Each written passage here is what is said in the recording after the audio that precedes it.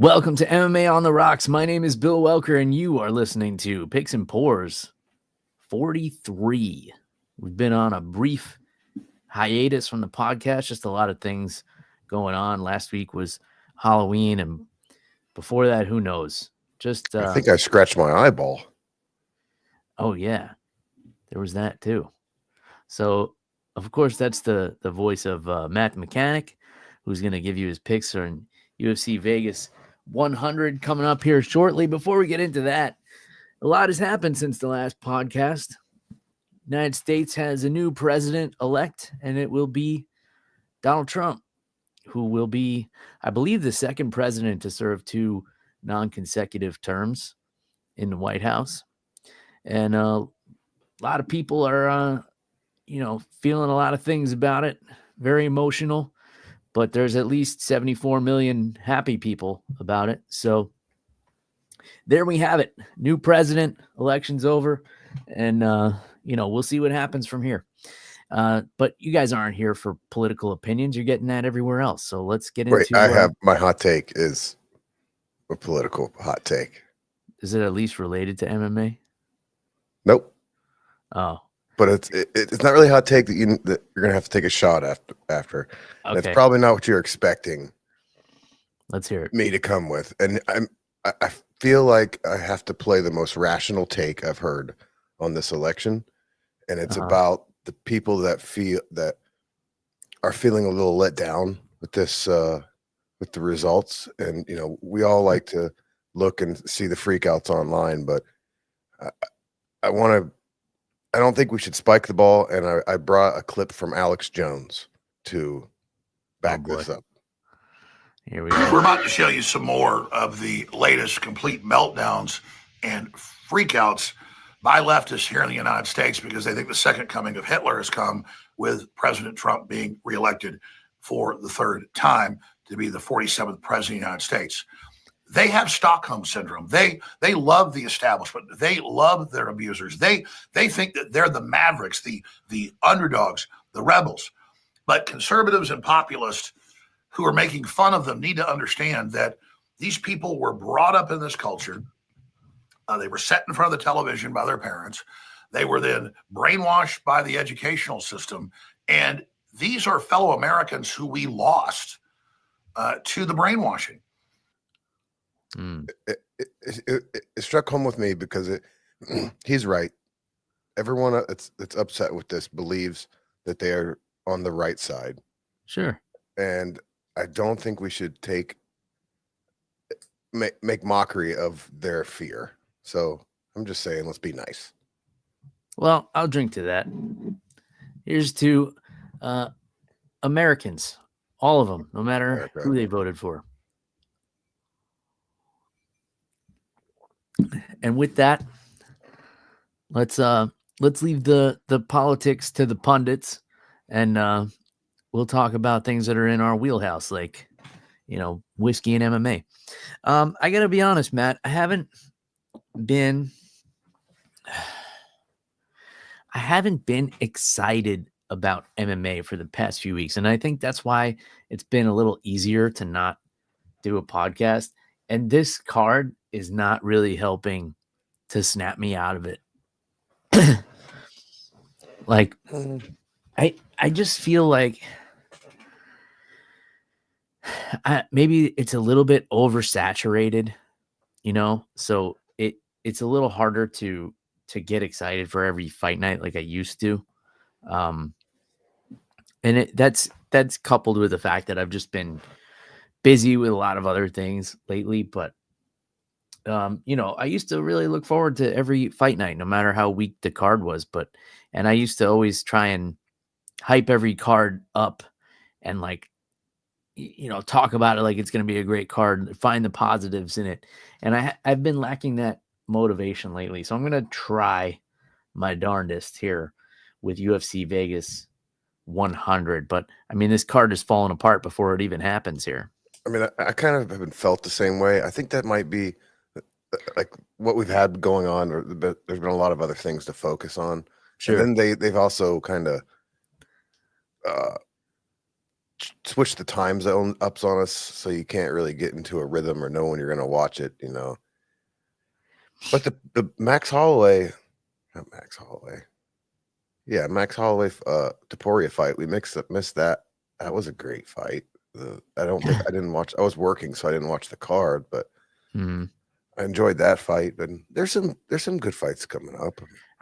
It made me sad to see Max get knocked out, especially because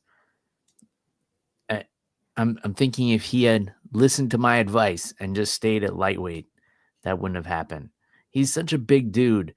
There's no reason for him to be cutting down to 145 pounds. And I know he's planning to return to lightweight now. I just wish he didn't have to learn the hard way. It's the hard way, but he also got paid very well, and it's an opportunity to retain his belt, or not retain, but reclaim. True. So I'm sure that helped, and a lot of people share your point of view. But I mean, I guess those type of guys, you call him with the title fight, he's not going to say no. Yeah, it was difficult to see Holloway and Whitaker lose in the way that they did, because they're two just, real classy, fan favorite, what you would consider good guys, who are, I think Whitaker's probably closer to the end of his career than Holloway. Holloway's still pretty young considering, he's just been around forever, but,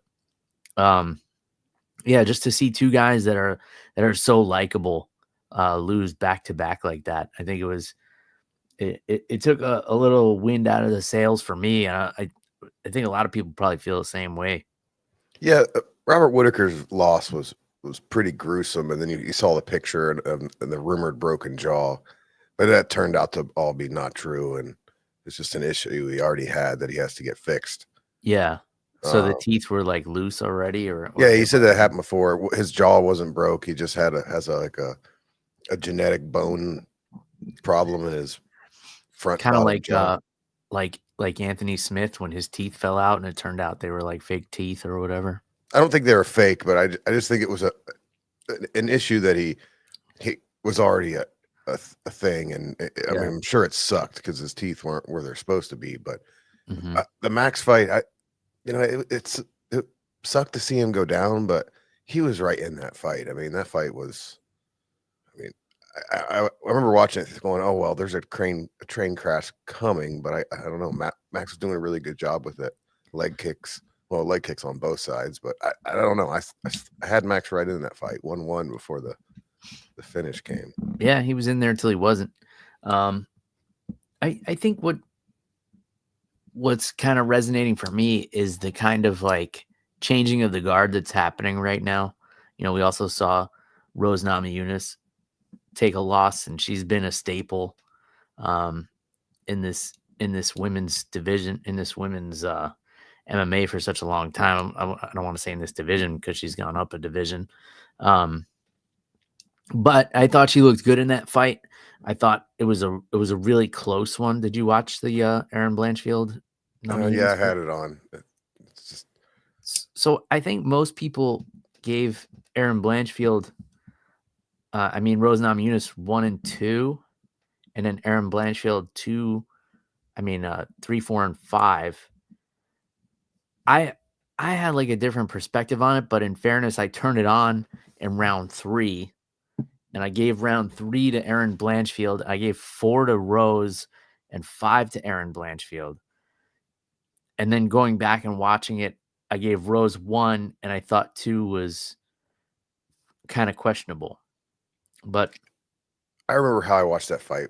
Saturday, my good friend Mark was in a smoking competition. Shout out. I think it's 727 Smoking Club or something. Like smoking briskets and stuff? Yeah, well, this was pig butts.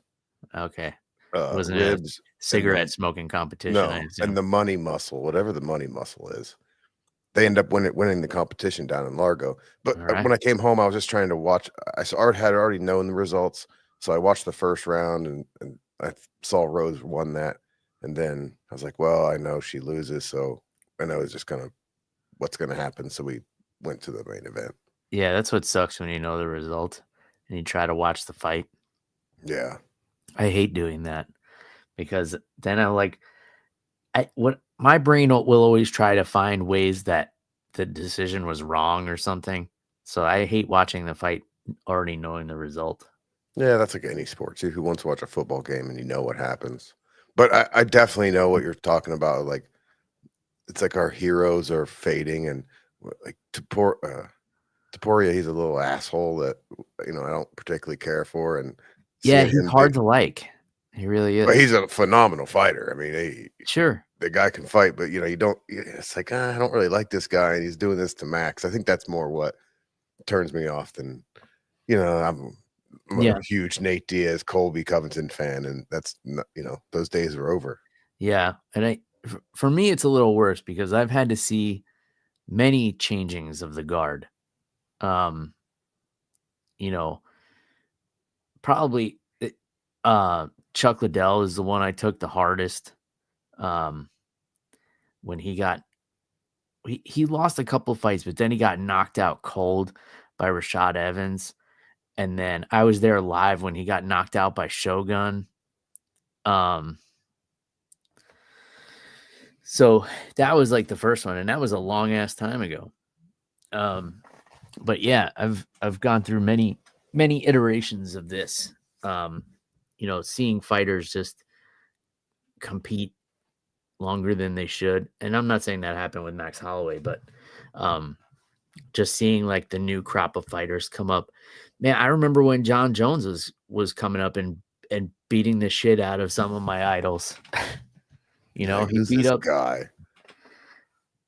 I remember he beat the brakes off of Stephan Bonner. I was a big Stephan Bonner fan. And anyway, I digress. Let's get into you got some picks for us, UFC Vegas 100. I guess they're not making a big deal out of this 100th Apex event. No sphere for this. Yeah. I mean, Cody Garbrandt was supposed to be on this card, but he had to pull out. Who was he supposed to fight? I'll tell you right now. Sopai? Miles Johns. Yeah, I might not even have the right picks because a couple different websites had different lineups. So, do you have Kovalevich as the first fight on the main card? No, I don't even have that in there. I have. Then is it Abdul Malik and Todorovic? Yes. Yep. Okay, so Mansour, Abdul Malik, and Dusko Todorovic.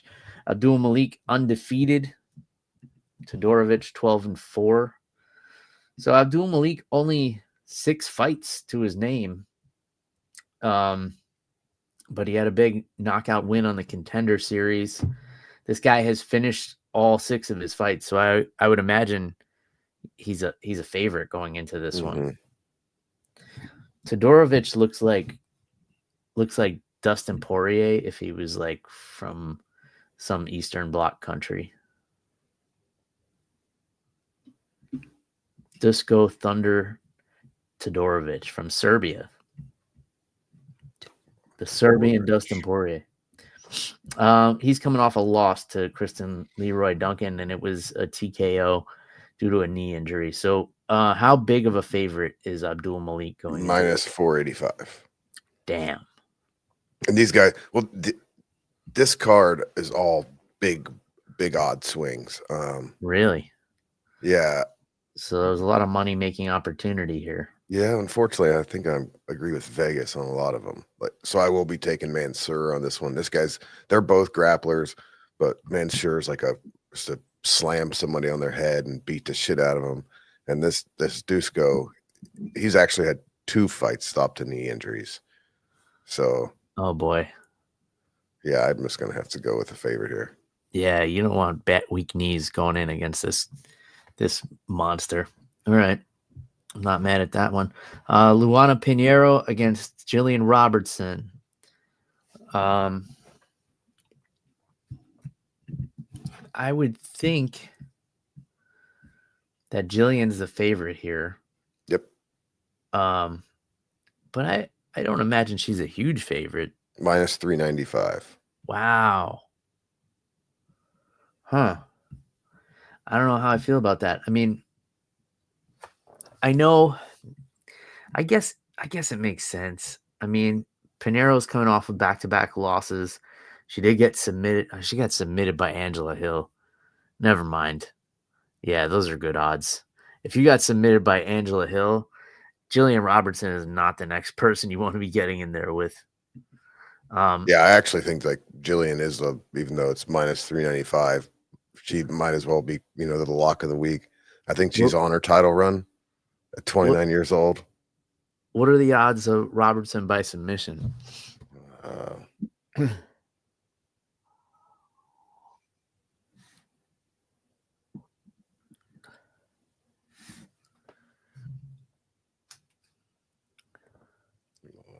Plus 110.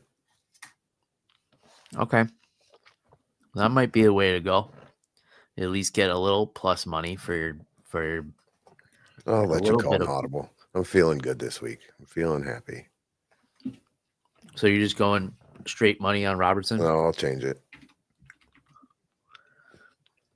Get one. I don't have many underdogs, so we don't have much plus money. Yeah, you got to get a little plus money on the board. Okay, we got Gerald Meerschaert against Rainier de Ritter. De Ride. D Ritter, I think. I think they just said call him DM3 or RD3. Yeah, RD3. No, RDR. The Dutch Knight. UFC debut for this guy, but he's got a lot of experience and won championship. Yeah, he's like a 3-division champ. Yeah, not looking good for Meerschaert. I imagine De Ritter is a favorite here. Yeah, minus 310. And De Ritter in 19 fights has never been submitted, but he's got 11 submission victories. So he does like to grapple. Now, here's the only thing that's odd to me. Sherdog has him at 205 pounds, but obviously this fight is at middleweight, is it not? Yeah. So is he going down in weight for his UFC debut? He's going back to his original weight class. That's what happened. Is he just cleared out the 2 divisions above him? Damn. So he fought at light heavyweight and heavyweight. Mm-hmm. Here's the thing. So, all right, tell me how big of a favorite De Ritter is, and then don't tell me your pick yet. Minus 310. Okay. Meerschaert is a guy who seems to win when he's supposed to lose. I'll say that about him. He kind of has this ability to weather storms and then pull submissions out of nowhere. I mean, 29 submission wins over his however many years in MMA. He's on a 2-fight win streak. Both of those over guys who's probably supposed to lose to, Brian Barberina and Edmund Shabazian. He did lose to Joe Pyfer and was supposed to lose to that fight. So I guess that kind of puts my theory down a little bit. But I don't know. Who are you going with here? I'm going with De Ritter. I love it seeing when these champs come over from other divisions. I like seeing them lose just for my ego, but I don't think this is the guy. He's still only 34. Multiple title defenses and 1 championship in front of big crowds. Now we're at the apex. It's not like, sometimes it's when these guys come over, it's like, well, it's a shock to deal with the UFC. He's going, to the headquarters and fight, doing basically in like a smoker fight compared to what he's used to. Yeah. Sometimes it's a shock for these guys to come to the UFC and deal with drug testing after they've been competing and won championship for so long too. Maybe I would get a refund if that happens. Okay, fair enough. Then we have Ricky Tercios and Bernard Sopai, the Lion King, as they call him. So both of these guys coming off of losses. Sopai knocked out with a flying knee back in March by Vinicius Oliveira. And Ricky Tercios lost his last fight as well, I believe. Yeah, to Raul Rosas Jr. in June. Did you know I was going to say that? no. Oh. I just knew who it was. Oh, okay. That was perfect. All right. I don't really give a shit about this fight. I don't know. It's a favorite. I remember liking Ricky on Yeah, he's Ultimate exciting. Fighter. He's got the heart of a lion, but the problem is this Sapai is like a big prospect that's already had his fight where he fucked up big, so he's already made the mistake, and now this is like I'm gonna come back and fight smart fight. So Okay. I'm gonna take Sapai in this one too. What are the odds? Minus 325, opposite plus 260. Who's the favorite? Sapai. Man, you're going with all favorites here, huh? I told you I didn't have much. All right. After we do the main event, I want you to, you don't have to put money on it, but I want you to give me one underdog that you think has the best chance. Okay. So think about that while we talk about the main event here. Neil Magny against Carlos Prates. I imagine Magny's the underdog here. No, he's plus 120. Oh, okay. So this one's like, no, I'm kidding. From a Magny's plus 500. Jesus. Prates is minus 800. So Prates 4-0 in the UFC, all finishes if you count his Contender Series fight.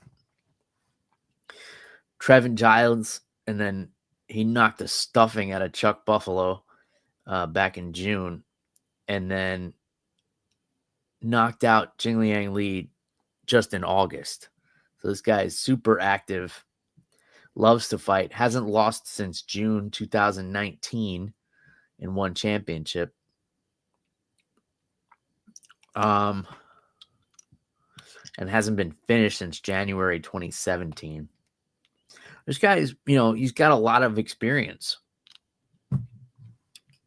Nicknames. Yeah, I wonder what happened. Why there's so much experience outside of the UFC. I know he's a wild boy. He smokes cigarettes hour before the fight. Goes hard. And he's also part of the Fight Nerds. Yeah, I was going to say, this is one of your Fight Nerd boys. I like his Muay Thai tattoo across the chest. I'm usually not a fan of like chest tattoos, but this one actually looks pretty slick. Okay, so how big of a favorite is he? It's plus 550, opposite minus 800. Damn. Obviously, you're going with your Fight Nerds, boy. So this fight is a mismatch to get some highlights. When can you think of this big of mismatch in the main event? I mean, I'm sure it's happened this year, but I can't. I mean, this is pretty wild. Valentina Shevchenko comes to mind. I forget who she was fighting, but she was like minus. Okay, that's not a champion. Okay. They're just wanting to get some highlights for this Prates guy. I'm picking him, but you ask who my dollar, what my underdog pick would be, and that's where I'm going to put my dollar is on Neil Magny, because I think out of all these guys, I'm not picking him. I don't think it's going to happen, but we're gambling here, and this is where we're going to try and make some money this weekend. Yeah, I mean, Neil Magny has played spoiler in the past. He played spoiler against Mike Malott, and and basically changed the way that guy fight. He came out so tentative last week in his fight in front of his hometown crowd. Wasn't able to do it against Ian Gary. Was able to do it against Phil Rowe. Was able to submit Daniel Rodriguez, who was probably an underdog in that fight. Wasn't able to do it against Rakhmonov. It's like hit or miss. He's 3 for 3 in his last 6 fights, but he's on kind of like a win-loss pattern. So if you're following that pattern, then yeah, maybe he could pull the upset here. All right. Unlikely, but we'll try it. Other interesting fights on this card, Matthew Semelsberger and Chuck Buffalo, I think is going to be an exciting fight. That's down on the prelims here. Why are they putting Buffalo down there?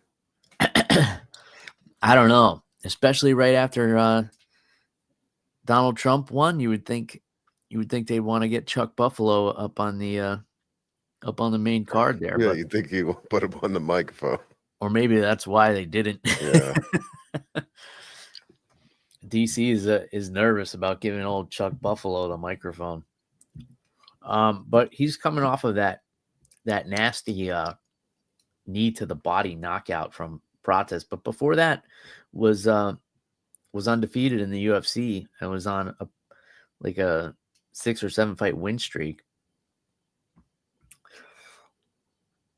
What's interesting is most of two of his losses have come from strikes to the body.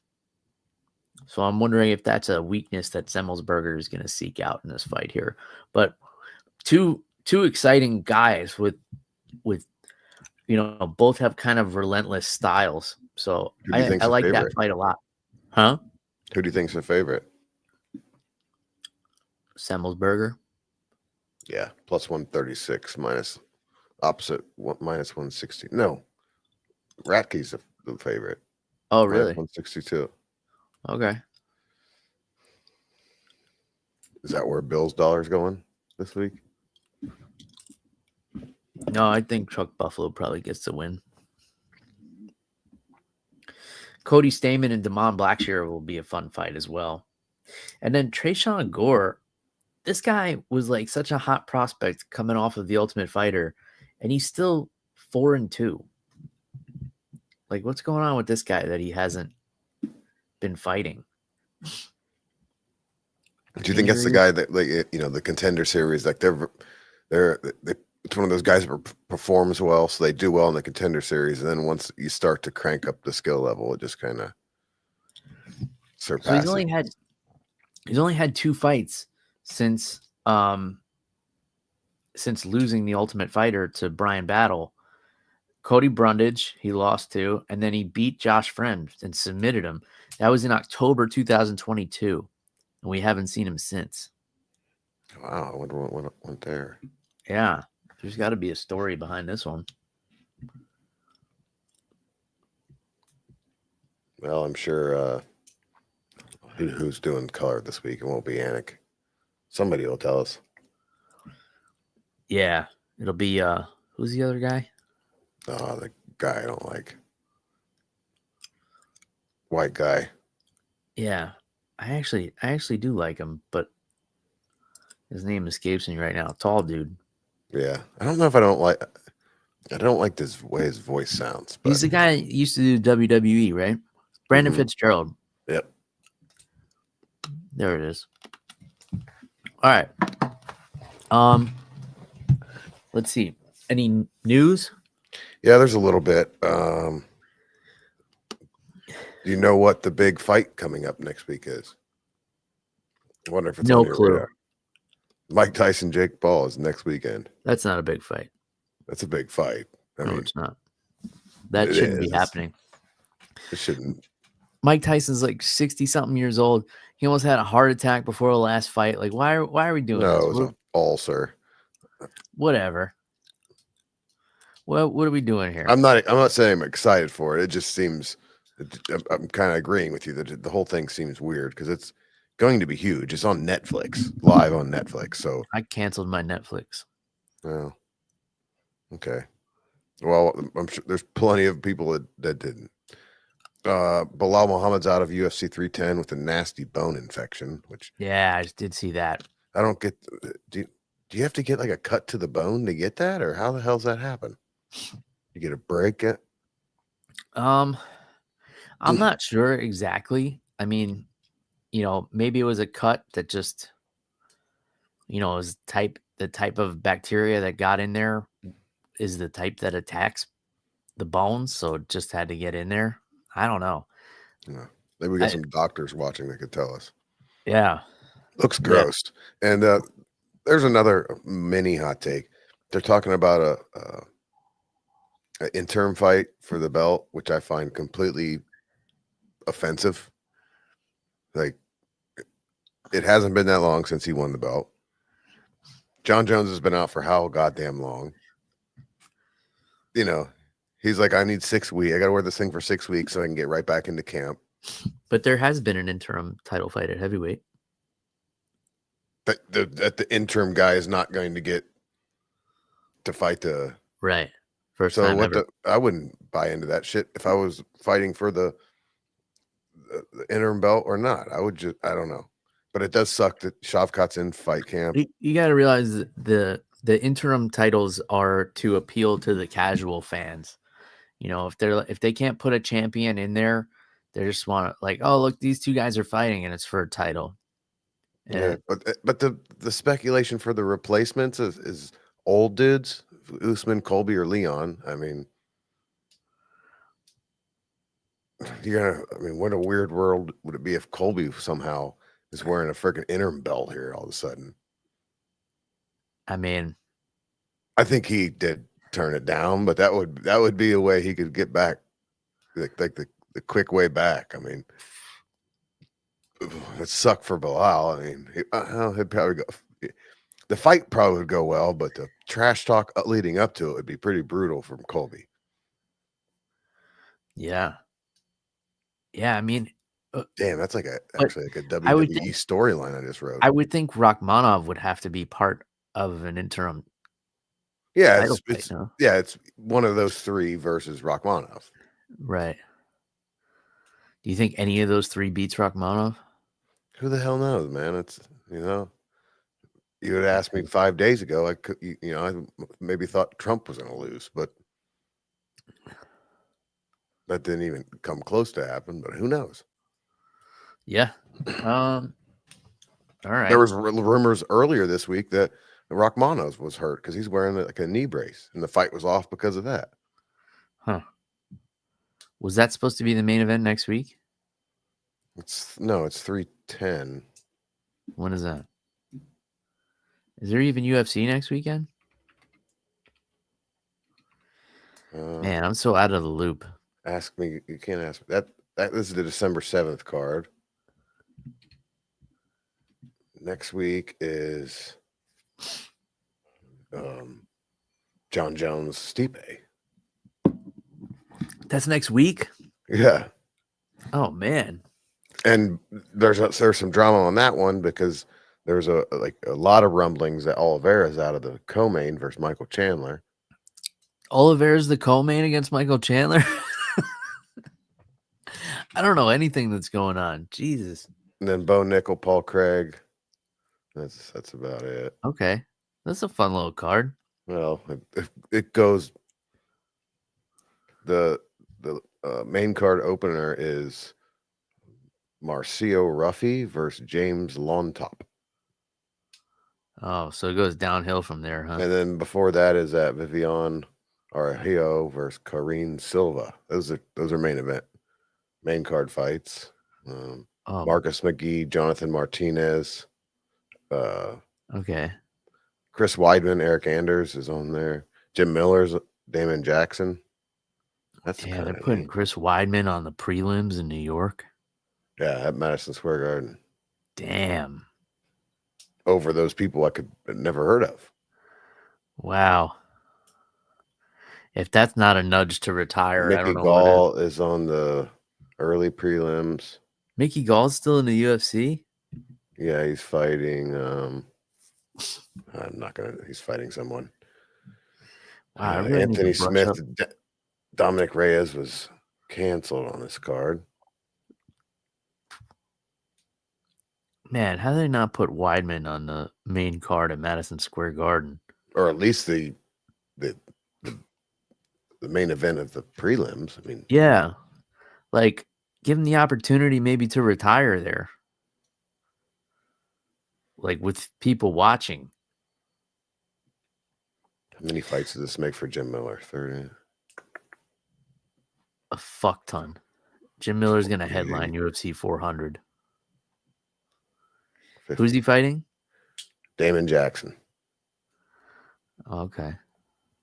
So the only other piece of news I have is just, this is not nice to talk about, but Bryce Mitchell fucked a witch. yeah, that happened. That was said this week too. But Connor has very serious accusations going on in a civil case in Ireland. Again? Well, I don't know, but this is a civil case. It's not a criminal case, but the things this woman is accusing him of is drugging and raping. And she's suing like $2 million in damages. That's it? Yeah, that's what I was. You can't find much news on it, and I found a guy that on one of those AI voices that's reading like the testimony, and it's some terrible stuff. I mean, it's like, man, yeah, like terrible. And then I was like, oh man, she's probably gonna try and take him to the cleaners, and it's like 1.2. I don't know. It doesn't make any sense. I would have thought this. It might be total bullshit because why there not criminal charges? I don't know how the legal system works over there.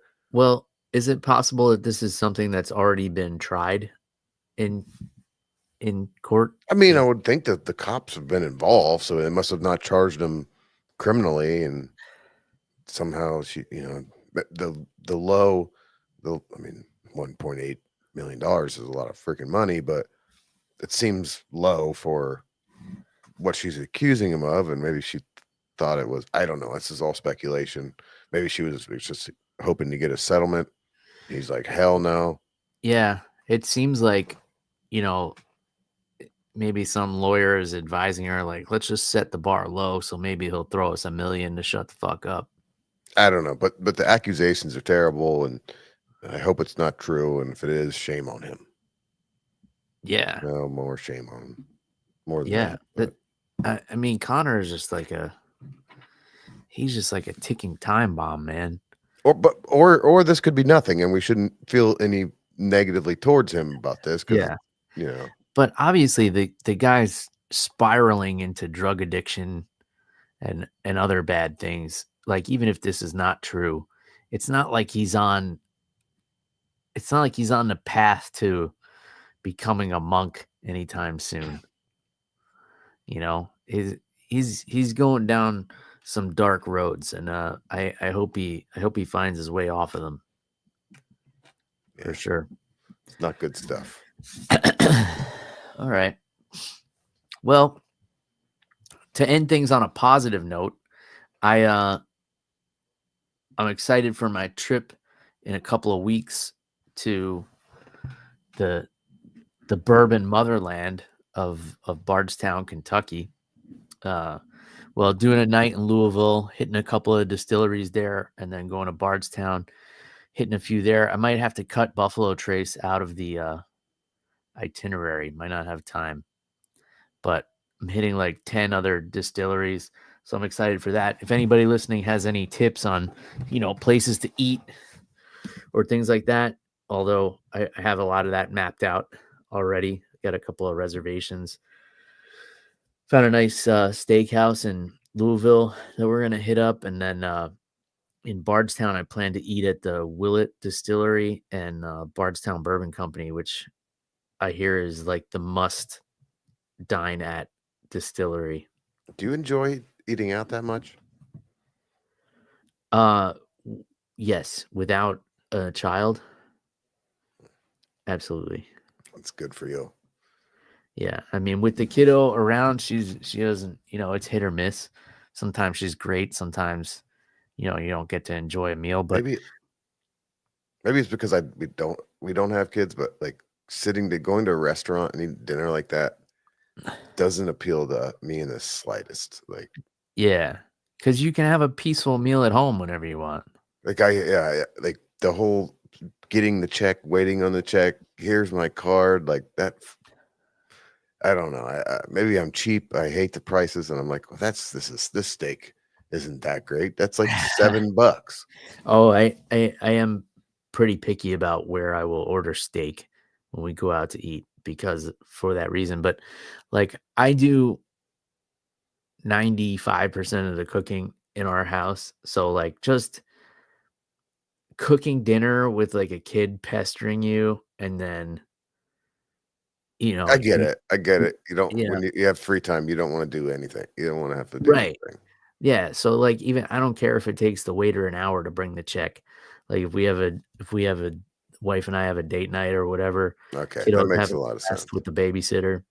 So, yeah, um, I'm looking forward to doing a lot of just sitting around and trying different whiskeys and, trying different foods when we're in Kentucky. Liquor King is in Kentucky is the liquor chain that I saw that seems to have the best stock and prices. Oh, yeah? It's Well, called Liquor King. I saw them every here and there. I'll definitely check that out then. Yeah, I've got it. There's supposedly a bunch of mom and pop liquor stores in Bardstown. Bardstown is like it's been voted like the number one small town in America or something like that.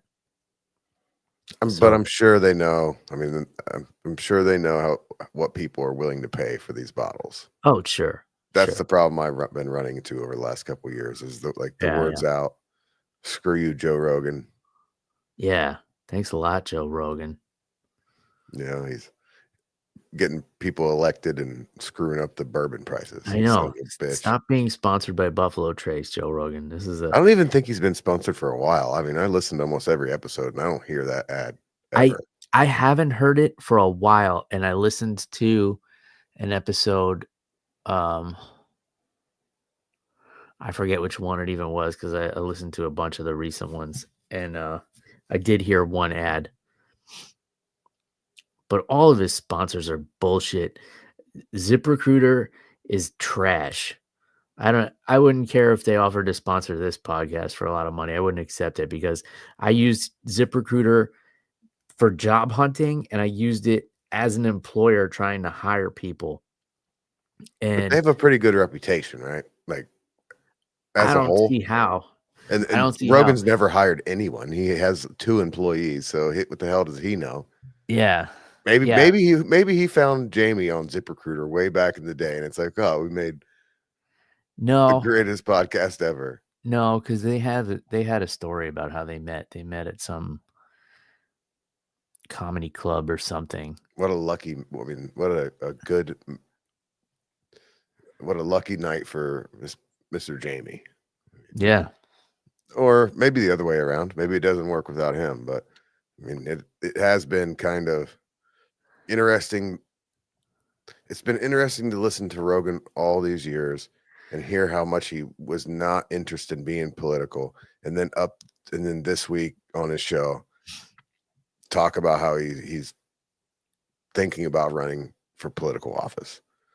So it's pretty crazy. Yeah. I think COVID really turned things around for him. And when he got attacked by CNN, that's what started to make his claws come out. Have you seen the little clip about him talking about it? No, which episode was it? So it would have been, I think it was with Tim Dillon, and a lot of people say it was a joke. I didn't take it as a joke because he's like, I've been thinking about running for something, and Tim Dillon's like, well, you could definitely be, governor of Texas, and he's like, no, I don't want to be a politician somewhere that's good. If I'm going to be a politician, I would want to go, be in an office in a place that I could actually fix some stuff. And I was, wow, at least seems to have the right intentions. Yeah, but he probably wouldn't get elected in a lot of those places. I don't know. I was reading. We're getting too political, but like I was reading between the lines, and I know in 4 years, the governor of the last state he lived in, who has a tendency to elect celebrities for their governor, is going to be running for president, and there might be a void there. Yeah. And he has a lot of opinions on what needs to be done in that state, and he's talked Sure. ad nauseum about it. So Yeah, I mean, that'd it be definitely weird. needs some work. I almost wound up living there before I wound up in Florida, but some kind of divine powers kept me Where were out you of going to go? Like California. L.A. or somewhere else? No, it was gonna be the San Francisco area, Mountain View, actually, Hmm. which at the time was a beautiful area. We were looking at houses, the whole nine. The wife had a job transfer out there. Hey man, last time I was in San Francisco, I thought the place was fantastic. I love San Francisco too, but now it just seems I mean, it hasn't been that long since I was there when it was already. Oh, it's terrible, and drove into the city to see how bad it was, and I remember walking around going, "Man, this isn't that yeah, bad." sure. I mean, everything always gets exaggerated. It's the same with New York City, um, where I'm from, and on the news it seems awful, and there, like, it's bad. It's pretty bad, but it's pretty much like it was in the 90s.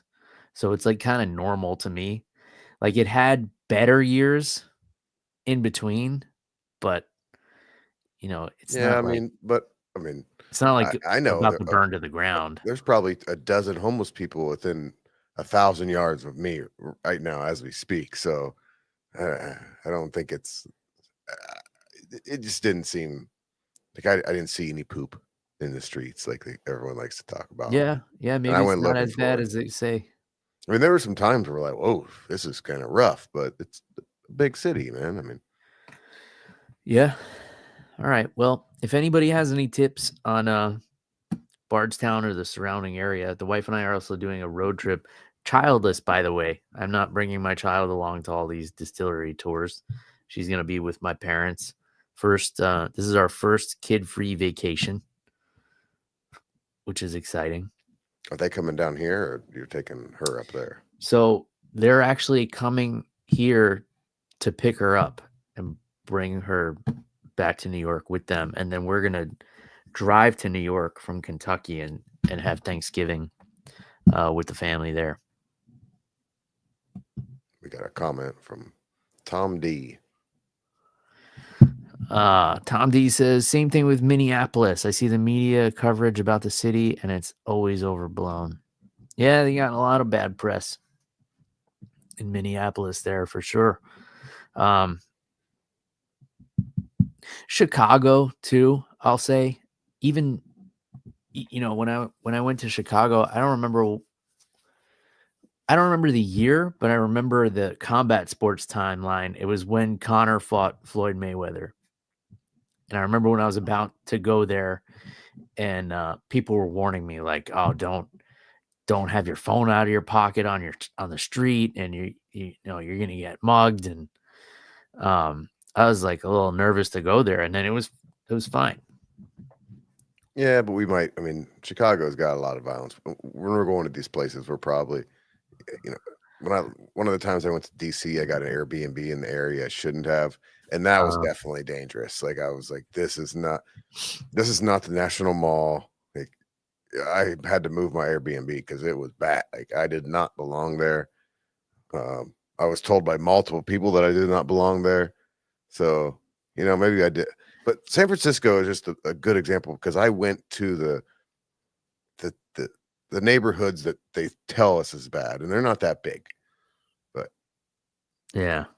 I don't know. All right. Well, thanks Maybe the whole country's a shithole. What do I know? Yeah, maybe maybe people come from other countries and they're like, fucking Tampa, Yeah. what a shithole. I wouldn't go there. And I might not argue with them. Uh, I'm not a big fan of Tampa.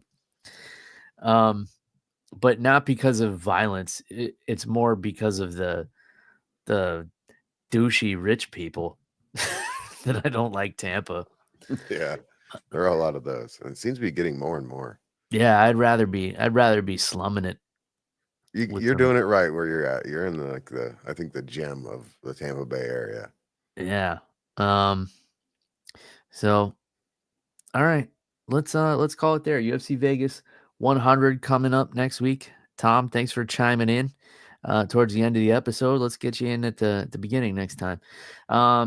Sorry for the hiatus, folks. Try to keep the episodes a little bit more consistent. And for anyone interested, I'm going to be filming a bunch of whiskey content while I'm in Kentucky. So I'm going to be uploading that all to YouTube and Instagram coming up at MMA on the Rocks.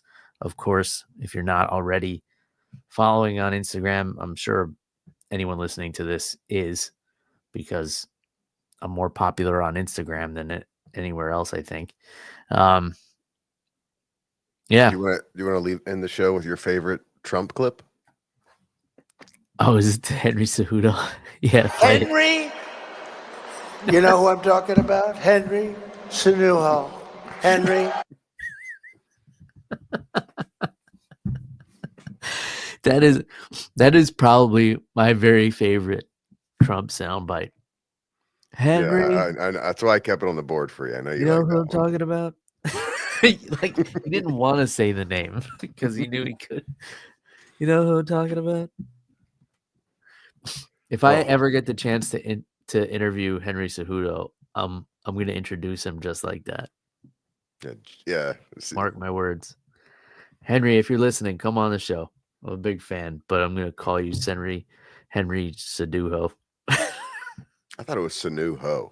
Sanuho. I didn't hear a D Some in there new at all. hoe. Well, Trump's always looking for some new hoe. All right. Let's call it there. That's all we got, folks. So until next time, cheers, everybody.